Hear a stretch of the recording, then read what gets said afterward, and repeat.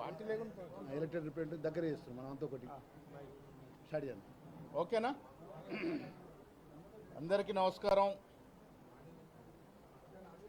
నాతో పాటు ఆది శ్రీనివాస్ గారు, వీర్లయ్య గారు, లక్ష్మణ్ గారు, రామచంద్ర నాయక్ గారు, మా విప్పులందరితో సహా మీకు కూడా నమస్కారం. ఇలా గవర్నర్ ప్రసంగం పైన కేటీఆర్ గారు ఒక చిన్నపిల్లలుగా కామెంట్ చేసినారు. ఇన్నేళ్ళు ఎమ్మెల్యేగా ఉన్న కేటీఆర్ గారికి గవర్నర్ గారు ప్రసంగం ఏ రకంగా ఉంటుంది, ఎన్నేళ్ళుగా ఎన్ని గవర్నర్ ప్రసంగాలు వారు విన్నారు, విని కూడా ఇంత విజ్ఞత జ్ఞానం లేకుండా గవర్నర్ ఏదో కాంగ్రెస్ కార్యకర్త ఉద్దేశించి మాట్లాడినట్టుగా వ్యంగ్యంగా మాట్లాడుతూ గవర్నర్ యొక్క ప్రతిష్టని భంగం కలిగే విధంగా మాట్లాడడం అనేది చాలా శోచనీయం.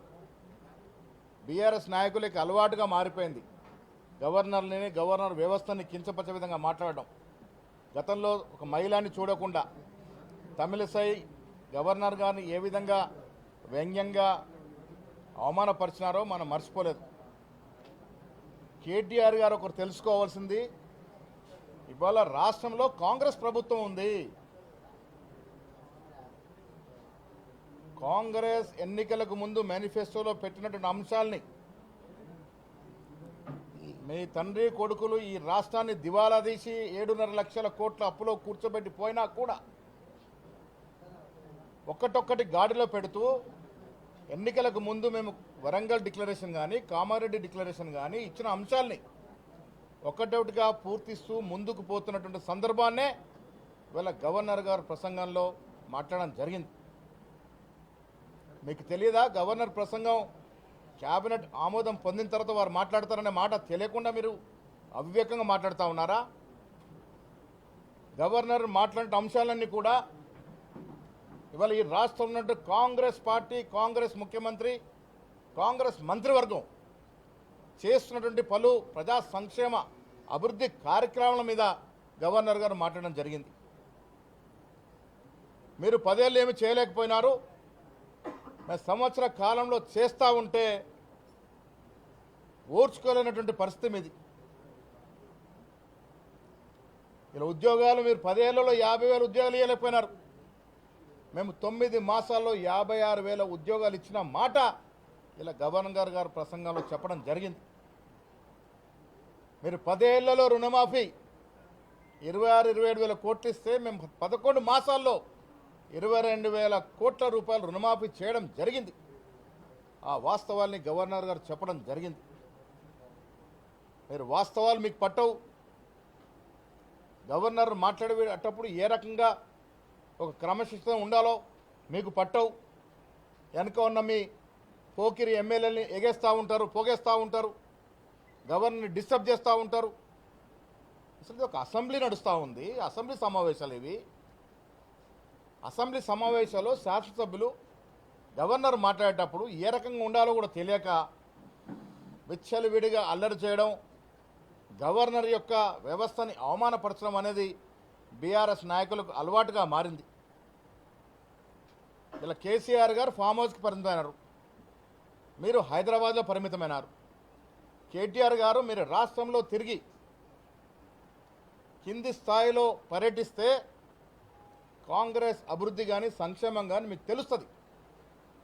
మీరు పర్యటనలు చేయకుండా హైదరాబాద్లో కూర్చొని ఇష్టారీతిగా కాంగ్రెస్ పార్టీ గురించి మాట్లాడుతూ ఉన్నారు.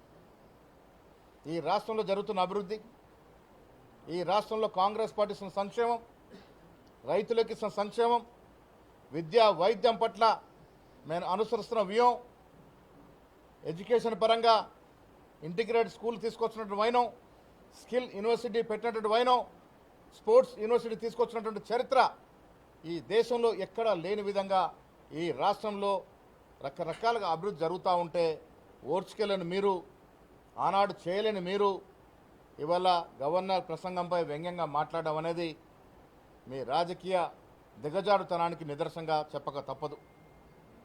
వాస్తవాలకు వెళ్తే ఇవాళ గవర్నర్ గారి ప్రసంగంలో చెప్పినటువంటి పలు అంశాలన్నీ కూడా ఈ రాష్ట్ర ప్రజల యొక్క శ్రేయస్సు కోసం జరుగుతున్నటువంటి అభివృద్ధి కార్యక్రమాలు. ఈ రాష్ట్రంలో ఉన్న బీద ప్రజానికం కోసం జరుగుతున్నటువంటి సంక్షేమ కార్యక్రమాలు ఒక్క రేషన్ కార్డు ఇచ్చిన పాపాన పోయినారా మీరు 10 ఏళ్లలో? బీదవాడికి ఒక రేషన్ కార్డు ఇచ్చిన పాపాన పోలే. ఇలా అడిగిన ప్రతి గరీబోడికి మేము రేషన్ కార్డు ఇస్తూ ఉన్నాం. ఒక్క డబుల్ బెడ్రూమ్ ఇచ్చిన పాపాన పోలే మీరు 10 ఏళ్లలో. ఇలా పేదలు అర్హులైన వారికి ప్రతి వారికి ఇందిరమ్మ ఇల్లు ఇస్తున్నటువంటి వైనం. ఇవన్నీ కూడా మీ కడుపు మంటతో అసెంబ్లీ బయటకు వచ్చి మాట్లాడినట్టు తీరు మేము గ్రహిస్తూ ఉన్నాం. దేశ చరిత్రలో చరిత్రాత్మక నిర్ణయాలు, కుల సర్వే కానీ, ఎస్సీ కేటగరైజేషన్ కానీ 10 ఏళ్ళలో మీరు బీసీలకు ఏమేలుగా పెట్టారు? ఒక్క డిపార్ట్మెంట్కి ₹1 ఇచ్చిన పాపాన పోయినారా? సకల కుటుంబ సర్వే చేసి మీకు నిజంగా ఆనాడు చిత్తశుద్ధి ఉంటే ఎందుకు దాన్ని టేబుల్ చేయలేకపోయినారు? పోనీ చేయలేదు, సర్వేలో పాల్గొనలేదు మీరు. రెండవసారి అవకాశం ఇచ్చి కూడా పాల్గొని మీరు కుల సర్వే గురించి మాట్లాడే హక్కు ఎక్కడిదని అడుగుతా ఉన్నాను. చరిత్రాత్మకంగా, చాలా సూక్ష్మకంగా ఈ దేశ చరిత్రలో ఎక్కడ జరిగిన విధంగా ఈ రాష్ట్రంలో రాహుల్ గాంధీ గారి ఆశయాన్ని పూరిస్తూ రేవంత్ రెడ్డి గారు కుల సర్వేకు శ్రీకారం చుట్టినారు. ఈ రాష్ట్రంలో 56% బీసీలు ఉన్నారని ఒక అఫీషియల్ డాక్యుమెంట్ ఇవ్వగలిగినటువంటి ఘనత ఇలా కాంగ్రెస్ పార్టీకి చెందింది. మీకు చేతకాలే, మీరు చేయలేకపోయినారు, మీరు అభివృద్ధి చేయలేకపోయినారు, సంక్షేమం ఇవ్వలేకపోయినారు. ఇవాళ మీరు మాట్లాడుతూ ఉన్నారు, అవినీతి గురించి మాట్లాడుతూ ఉన్నారు. రాష్ట్ర ప్రజలకు తెలియదా? కాళేశ్వరం కానీ, మేడిగడ్డ కానీ మీకు లక్షల కోట్లు దోసిపెట్టిదన్న విషయం ప్రజలకి తెలుసు. ఈనాడు మీరు అంటగాగుతున్న బీజేపీ నాయకులు, నడ్డా గారు ఆనాడు రాష్ట్రానికి వచ్చి కాళేశ్వరం ప్రాజెక్టు కేసీఆర్ కుటుంబానికి ఒక ఏటీఎం లాగా మారిందని అన్న మాటలు మీరు మర్చిపోయినారా? ఇలా లోపాయకర ఒప్పందంలోకి వచ్చినారు. పార్లమెంట్ ఎన్నికల్లో కలిసి పోటీ చేసినారు. మొన్న జరిగిన ఎమ్మెల్సీ ఎన్నికల్లో కలిసి పోటీ చేసినారు. లోపాయకారు చీకటి సంసారం చేస్తూ ఉన్నారు మీరు. ఇవాళ మీరు అవినీతి గురించి మాట్లాడితే దయ్యాలు వేదాలు వలిచినట్టుగా ఉంటుంది. ఈ రాష్ట్ర సంపదని కేసీఆర్ కుటుంబం ఏ రకంగా కుల్లగొట్టిందో ప్రజలు తెలుసుకునే మీకు ఇంటికి పంపినారు. మీ కర్రీ వాత పెట్టినా కేటీఆర్ గారికి మాత్రం ఎక్కడ అహంకారం తగ్గినట్టు కనబట్లే. అదే అహంకార ధోరణితో వ్యవహరిస్తూ ఉన్నారు. అహంకారం నిండింది కాబట్టే గవర్నర్ని విమర్శిస్తూ ఉన్నారు, గవర్నర్ వ్యవస్థను కించపరుస్తూ ఉన్నారు. అహంకారం నిండుగా ఉంది కాబట్టే స్థాయిల గురించి మాట్లాడుతూ ఉన్నారు. స్థాయి అనేది ప్రజలు ఎన్నుకొని ఇచ్చినటువంటి అంశం. స్టేచర్ అనేది నీకు ఏం స్టేచర్ ఉంది? ఏం స్థాయి ఉంది నీకు? ఈ రాష్ట్రాన్ని మందులో దిగబెట్టినటువంటి ఘనత మీ 10 ఏళ్ల పాలన. మత్తు పదార్థాలకి లోను చేసినటువంటి ఘనత, యువతని ఆ తప్పుదోర పట్టించిన ఘనత నీ ప్రభుత్వానిది. ఇలా దుబాయ్లో చనిపోయినటువంటి వ్యక్తి నీకు సన్నిహితుడు కాడా? మీ బావమరిదికి పార్ట్నర్ కాడా? ఎందుకు చనిపోయినారు? ఏ రకంగా చనిపోయినారు? ఇలా ప్రజలు తెలుసుకోవాల్సిన అవసరం ఉన్నది. ఈ రాష్ట్ర యువతని తప్పుదో పట్టడమే కాకుండా మత్తు పదార్థాలు అలవాటు విధంగా ఉసుగొలిపినటువంటి మీరు ఈ రాష్ట్రం బాగు గురించి మాట్లాడితే ప్రజలు జీర్ణించుకోలేరు. కేటీఆర్ గారు, మీకు ఈ సందర్భంగా మీ ద్వారా నేను వారికి హితో పలుకుతా ఉన్నాను. ఈ రాష్ట్రంలో మీకు కానీ మీ భవిష్యత్తు కానీ నూకలు చెల్లిపోయినాయి. మీరు స్ట్రెచర్ల గురించి మాట్లాడుతూ ఉన్నారు. మీ పరిస్థితి వల్ల స్ట్రెచర్ మీద ఉంది. అది గుర్తుపెట్టుకోవాల్సిన అవసరం ఉన్నది. ప్రజలు మీకు ఇచ్చినటువంటి స్ట్రెచర్ ఏంటంటే మిమ్మల్ని స్ట్రెచర్ మీద పడుకోబెట్టినారు. ఇంక ఏం మాట్లాడినా ప్రజలు వినే పరిస్థితి లేరు. ఈ రాష్ట్రంలో ప్రజలతో ఎన్నుకోబడినటువంటి కాంగ్రెస్ ప్రభుత్వము ఎన్నికలకు ముందు ఇచ్చిన హామీలు మీరు 7.5 లక్షల కోట్లు మాకు అప్పిచ్చిపోయినా దాన్ని గాడిలో పెడుతూ ఒక్కొక్కటిగా అన్ని అంశాలని పూరిస్తున్న సందర్భంలో ప్రజలు అర్థం చేసుకోవాల్సిన అవసరం ఉన్నది. కేటీఆర్ గారు అసెంబ్లీ లోపట కానీ బయట కానీ వ్యవహరిస్తున్న తీరు, అహంకార ధోరణి ప్రజలు ఇముడ్చుకోలేకపోతూ ఉన్నారు. ఇంకా అహంకారం తగ్గలేదనే మాట కూడా ప్రజలు అర్థం చేసుకోవాలి. ఇలా చాలా రోజుల తర్వాత కేసీఆర్ గారు అసెంబ్లీకి వచ్చారు, స్వాగతిస్తూ ఉన్నాం. మేము కానీ రేవంత్ రెడ్డి గారిని కాంగ్రెస్ నాయకులు కానీ కోరుకునేది ఈ దేశంలో ఈ రాష్ట్రంలో సమర్థవంతమైనటువంటి ప్రతిపక్షం ఉండాలని.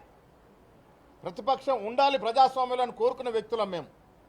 ప్రతిపక్ష హోదా ఇస్తే మీరు ఫామ్ హౌస్కి పరిమితమైనారు కాబట్టి సంతోషం ఇవ్వాలని వచ్చినారు. ఇక ముందు కూడా రండి, మీ అనుభవాన్ని పంచుకోండి. మీరు 10 ఏళ్ళు ముఖ్యమంత్రిగా చేసినారు కదా, మీ అనుభవాన్ని పంచుకోవాల్సిందిగా మేము కేసీఆర్ గారికి విజ్ఞప్తి కూడా చేస్తూ ఉన్నాం. వచ్చే రోజుల్లో బీఆర్ఎస్ నాయకులు అర్థం చేసుకోవాల్సింది, అసెంబ్లీ లోపల గోల చేసి గాయ చేసి మొగన్ని కొట్టి మూరకెత్తినట్టు నటిస్తే తెలంగాణ ప్రజలు విఘ్నులు. మీ మాటలకు లొంగే ప్రసక్తే లేదు. ఈ దేశ చరిత్రలో అత్యంత తక్కువ సమయంలో అత్యంత ప్రజాధనాన్ని దోపిడీ చేసిన కుటుంబంగా కేసీఆర్ కుటుంబం నామోదయ్యింది. ఇది ఎవ్వరూ కాదనలేరు.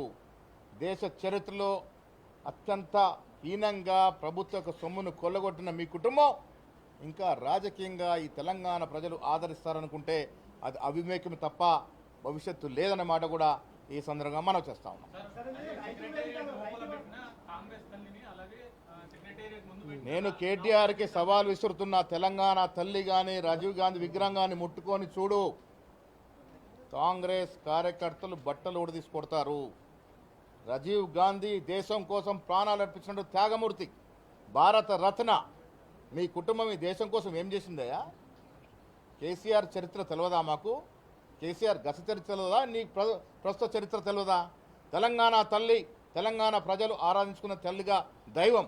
ఆ దైవాన్ని ముట్టుకుంటే మస్ అయిపోతే తప్ప ఇంకేం ఉండదనే మాట కూడా సందర్భంగా మనం చేస్తూ ఉన్నాం. రైతు వేదికలు కట్టి ఏం ఉద్ధరించినారు? రైతులు నడ్డి విరిచిన మీరు రైతు వేదికలు కట్టి ఏం సాధించినారు? ఇలా నిజంగా రైతుకు న్యాయం జరుగుతుంది అంటే మా ప్రభుత్వంలోనే. మీరు 10 ఏళ్ళు విడతలకు ఇచ్చినట్టు రైతు రుణమాఫీ ఎంత? కేటీఆర్ గారు సవాల్ విస్తున్నారు, రండి ఛాలెంజ్ చేస్తా ఉన్నాం, డిబేట్ పెట్టుకుందాం. మీరు ఇచ్చిన సొమ్మంతా కూడా 28,000 కోట్లు దాటలే, అది 10 ఏళ్లలో. మేము 9 మాసాల్లో ఇచ్చినటువంటి రుణమాఫీ 22,000 కోట్లు ఇంకా ఇస్తామనే మాట కూడా చెప్తా ఉన్నాం. రుణమాఫీ కానీ, రైతు బంధు కానీ, బోనస్ 500 రూపాయలు ఇవ్వడం కానీ, ఫ్రీ బస్సు కానీ, ఉచితంగా 200 యూనిట్ల వరకు కరెంటు కానీ, ఇలా ఇంటిగ్రేటెడ్ స్కూల్స్ కానీ, స్కిల్ యూనివర్సిటీ కానీ, స్పోర్ట్స్ యూనివర్సిటీ కానీ చెప్పుకుంటూ పోతే రకరకాలుగా అభివృద్ధి చేస్తూ ఉన్నాం. 15 ఏళ్ల తర్వాత గ్రూప్ 1 ఎగ్జామ్లకి పరీక్షలు నిర్వహించినట్టు ఘనత కాంగ్రెస్ పార్టీది. నువ్వు 10 ఏళ్ళు ఎందుకు నిర్వహించలేకపోయినావు? ఏ నిరుద్యోగిని ఆదుకున్నావు నువ్వు 10 ఏళ్లలో? ఏ నిరుద్యోగ కుటుంబాన్ని ఆదుకున్నావు నువ్వు? మీ ఇంట్లో సఫలంగా ఉద్యోగాలు పెట్టుకున్నారు తప్ప ఏ నిరుద్యోగం గురించి ఆలోచిస్తుంది మీరు? ఇవాళ ఉద్యోగం గురించి మాట్లాడితే దయ్యాలు వేదాలు వలిచినట్టుగా ఉంటాయి. త్వరలో సీఎం గారు జిల్లాల వారీగా శాసనసభ్యులు కలిసి వారి నియోజకవర్గాల్లో జరగాల్సిన అభివృద్ధి గురించి కానీ, సంక్షేమ పథకాల గురించి కానీ సమీక్ష చేస్తారు. Thank you.